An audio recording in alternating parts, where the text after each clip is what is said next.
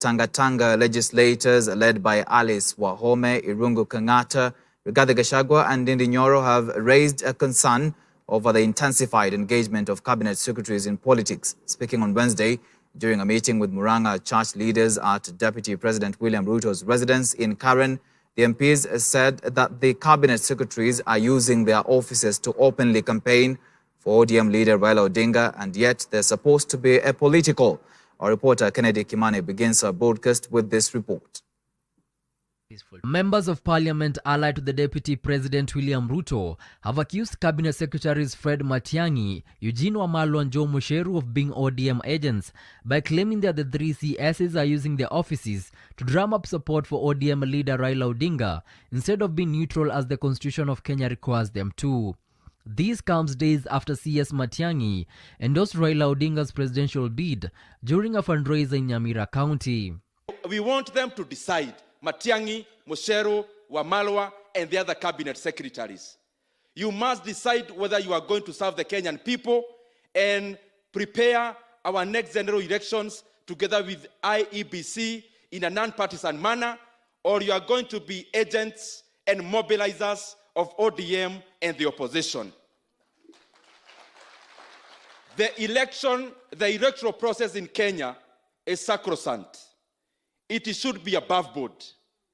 It should be prepared in a way that is fair and in a way that is acceptable to the eyes of the Kenyan people. Murang'a Senator Irung'u Kang'ata claims that the three CSs had declared who they will support and who they want in the 2022 elections, hence making them unqualified to be part of the institutions working with IEBC on the preparations of next year's elections. Rigathi Gachagua added that the IEBC is independent and should therefore have no business with the CSs. CS Matiang'i and CS Musheru.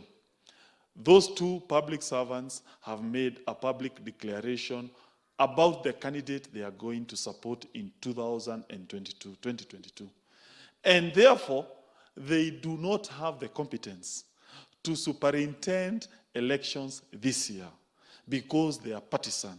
We want to tell the two ministers, step aside, allow non-partisan independent body to conduct elections, because once that happens, the Kenyans are going to have faith in the electoral system.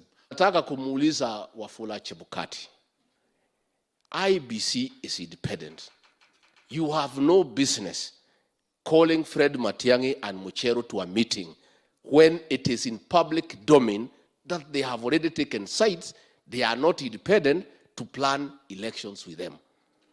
So we want to ask Wafula Chebukati to do a letter to President Uhuru Kenyatta and outline clearly the mandate of the IEBC as an independent institution and why the IEBC cannot work with ministers who have clearly taken sides and become campaigners and youth wingers of Raila Odinga.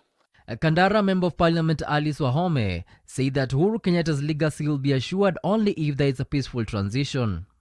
I want to suggest to His Excellency, asitafute legacy mbali. Let His Excellency make his legacy peaceful transition of one presidency to another. Deputy President William Ruto, however, continued to campaign for his bottom-up economic model, saying that it is the only approach that guarantees jobs for millions of young people.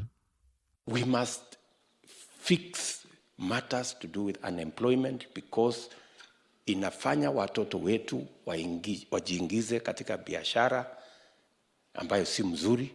Wengine wanaingia uhalifu, wengine wanaingia kwa madawa, wengine wanaingia kwa ulevi, wengine wanaingia kwa mambo ambayo hata wengine wanaingia kwa depression. We must sort it out.